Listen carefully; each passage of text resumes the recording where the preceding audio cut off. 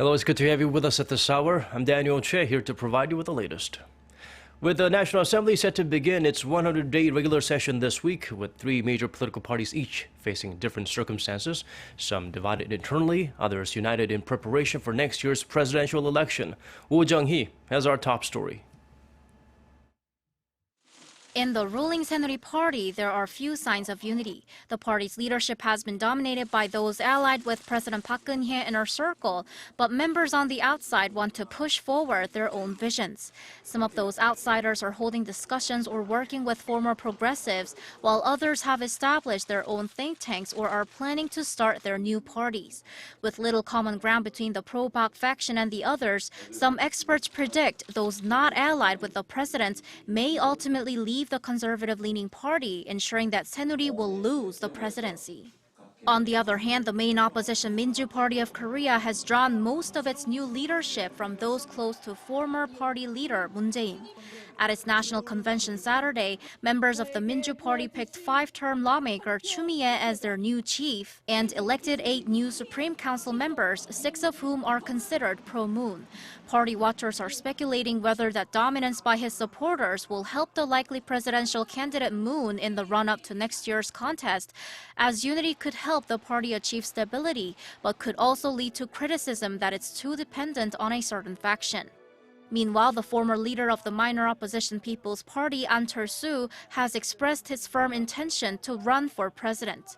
In a press conference on Sunday, An pledged to dedicate all his efforts to changing Korean politics and the people's lives. He portrayed the election as a choice between the two extremes on one side and rational innovative strength on the other. An argued that the country's current tasks require a change of administration, mentioning social inequality, a problem he said has intensified over the past 4 years. With the three major parties in distinctly different situations, the 20th National Assembly will begin its first 100-day regular session on Thursday. Oh Jung-hee, Arirang News. President Park Geun-hye is making final preparations for upcoming state visits to Russia and China. Key topics for discussion will include economy, foreign policy, and national security. In a series of multilateral meetings, she'll highlight the importance of the THAAD missile defense system for South Korea and of putting international pressure on Pyongyang. Before taking off in a regular meeting with top aides on Monday, President Park is expected to once again emphasize the need to counter North Korean threats. She is also expected to urge the nation's political parties to approve the pending multi-billion-dollar supplementary budget and several other economy-related bills, including one on labor reform. South Korea is stepping up its security cooperation with its longtime ally, the United States. The focal point will be on ways to effectively deal with North Korean threats and find ways to pressure the reclusive state to denuclearize. Kim Ji-yeon tells us more. South Korea is increasing its cooperation with the international community to pressure the North Korean regime to denuclearize.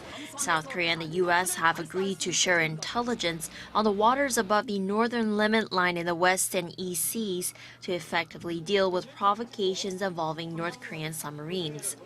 In an exclusive interview with Seoul-based broadcasting system KBS, South Korean Foreign Minister Yoon Byung-se said there will be a 2+2 meeting in October between the South Korean and U.S. Ministers of Foreign Affairs and Defense.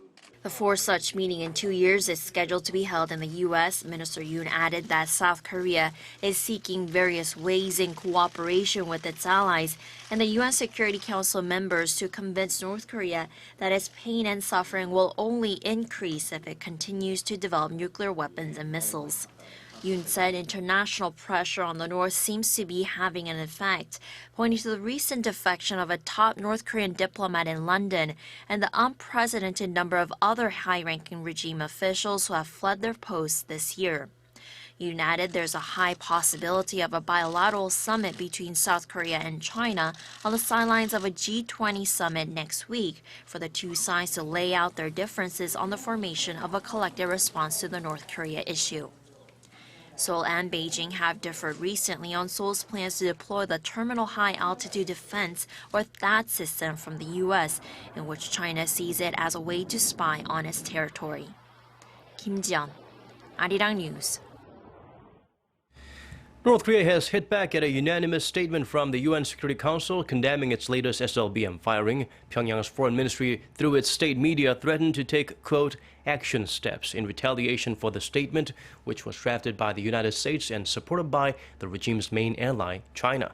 The Hermit Kingdom accused Washington and what it called its followers on the Security Council of threatening North Korea's dignity and right to exist by criticizing its nuclear program.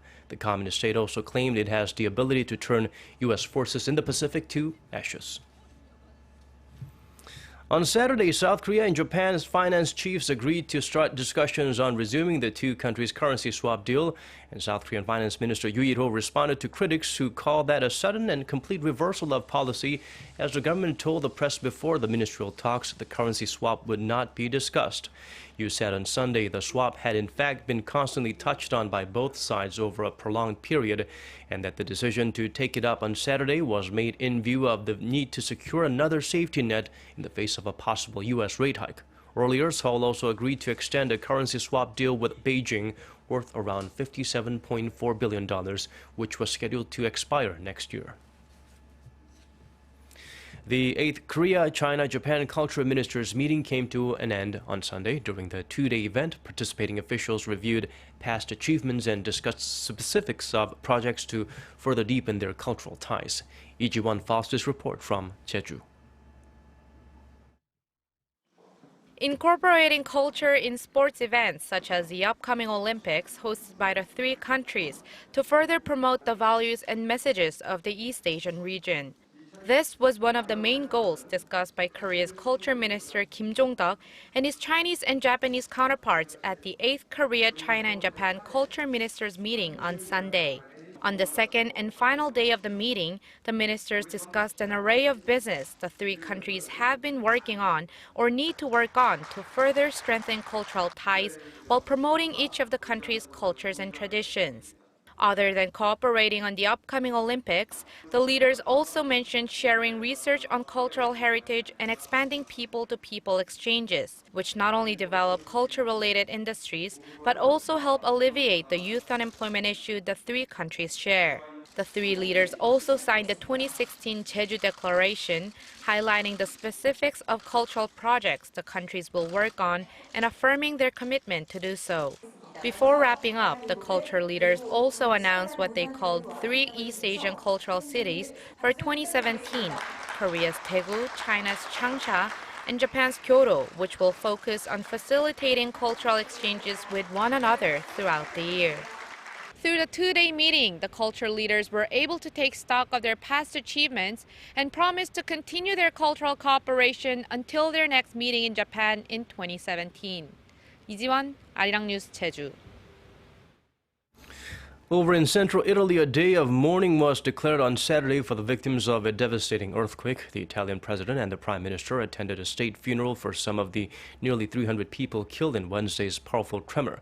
More than 290 people have been reported dead and nearly 400 remain in hospitals. Some 2,000 others now live in makeshift tent cities. Rescue workers admit there's little chance of finding survivors at this point, but they're holding out hope of finding someone alive. Local authorities have opened investigations into the collapse of some buildings to find out if negligence in enforcing building codes added to the quake's high death toll. Most structures in the affected areas have no anti-seismic protection at all.